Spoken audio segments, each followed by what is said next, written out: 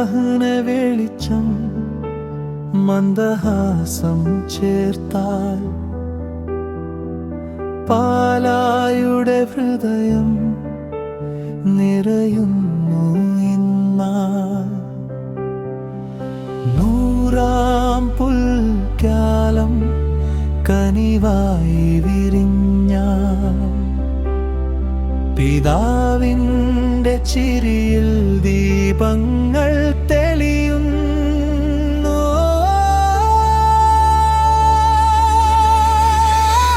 പാലായുടെ 100-ാം തേജസ് പള്ളിക്കാപറമ്പിൽ പിതാവേ, നിങ്ങളുടെ കൈപ്പിടിയിലാവേ നമ്മുടെ നീണ്ട യാത്ര പ്രാർത്ഥനയായി ഉയരട്ടെ. നിങ്ങൾ പഠിപ്പിച്ച വഴിയിലൂടെ ഏതു ശ്വാസവും സാക്ഷിയാകട്ടെ ദൈവ പ്രേമത്തിൻ്റെ.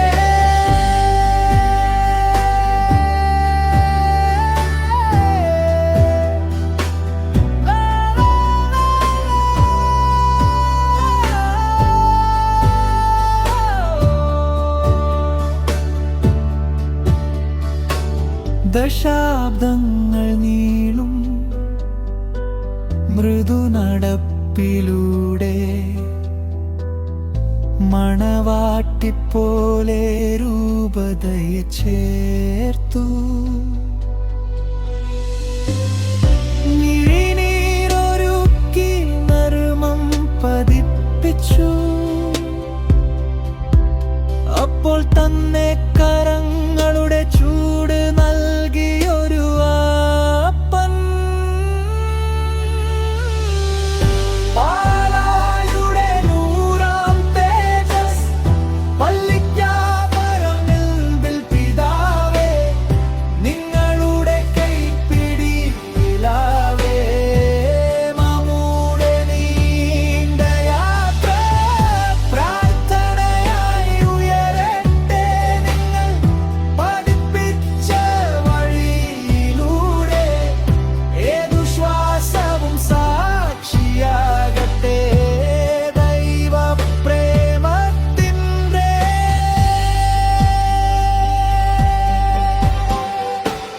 ഇന്നൊരു ജന്മദിനം മാത്രമല്ലല്ലോ, ചരിത്രത്തിൻ്റെ സ്വർണ്ണ അക്ഷരദിനം. വലിയൊരു ആത്മീയ കുടുംബം ചേർന്ന് ഹൃദയങ്ങൾ നീട്ടി ആശീർവാദം ചോദിക്കുന്നു.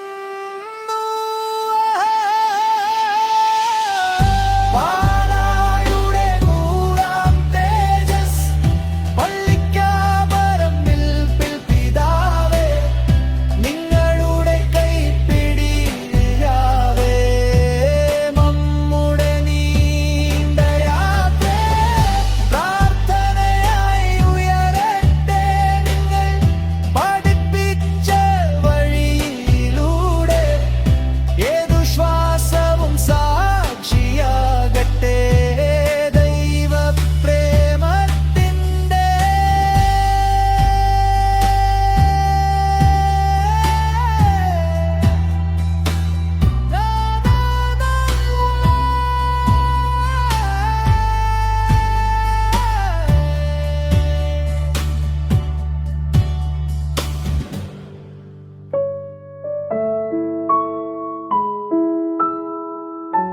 പാലായിൽ ആത്മീയത നിറഞ്ഞ ഒരു വലിയ ആഘോഷത്തിന് 2026 ഏപ്രിൽ 10 വേദിയായി.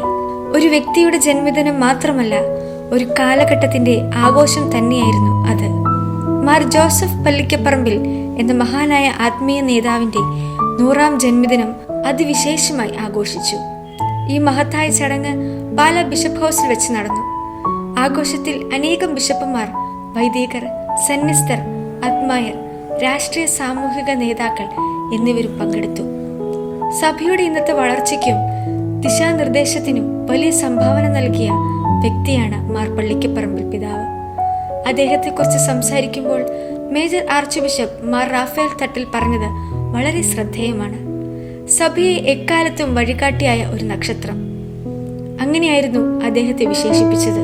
ഈ വാക്കുകൾ തന്നെ അദ്ദേഹത്തിന്റെ മഹത്വം വ്യക്തമാക്കുന്നു. അഭിവന്ദ്യ മാർ ജോസഫ് കളർങ്ങാട്ട് പിതാവ് സ്വാഗതം അർപ്പിച്ച ചടങ്ങ് ഉദ്ഘാടനം ചെയ്തത് കർദിനാൾ ഓസ്വാൾഡ് ഗ്രേഷ്യസ് ആയിരുന്നു.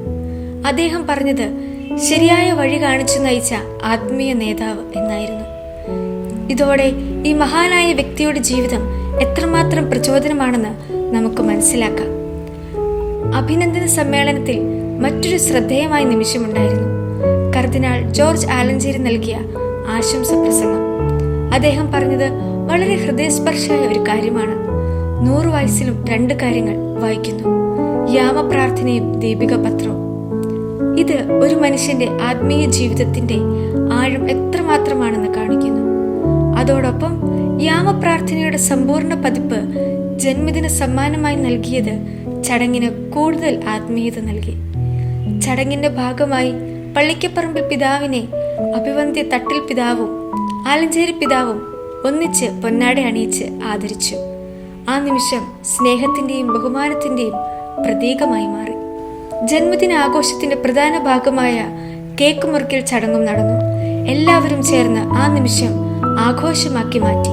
മറുപടി പ്രസംഗത്തിൽ മാർ പള്ളിക്കപ്പറമ്പിൽ പറഞ്ഞ വാക്കുകൾ എല്ലാവരുടെയും ഹൃദയം തൊട്ടു. ദൈവം നൽകിയ അവർണ്ണനീയമായ ദാനമാണ് എൻ്റെ ജീവിതം. അദ്ദേഹം ദൈവത്തിനും എല്ലാവർക്കും നന്ദി രേഖപ്പെടുത്തി. ഈ ആഘോഷത്തിൽ രാഷ്ട്രീയ രംഗത്ത് നിന്നും നിരവധി പ്രമുഖർ പങ്കെടുത്തു. Jose K Mani MP, Francis George MP, Mons Joseph MLA, municipal chairperson Diya Binu തുടങ്ങിയവർ ചടങ്ങിൽ സാന്നിധ്യം വഹിച്ചു. ഇത് ഒരു മതപരമായ ചടങ്ങ് മാത്രമല്ല, സമൂഹത്തിന്റെ വിവിധ മേഖലകളെ ഒരുമിപ്പിച്ച ഒരു വലിയ സംഗമം തന്നെയായിരുന്നു. ഒരു നൂറ്റാണ്ട് ജീവിതം, അനവധി സേവനങ്ങൾ, അനേകം മനുഷ്യരുടെ ജീവിതത്തിൽ വെളിച്ചം പകർന്ന ഒരു മഹാനായ വ്യക്തി.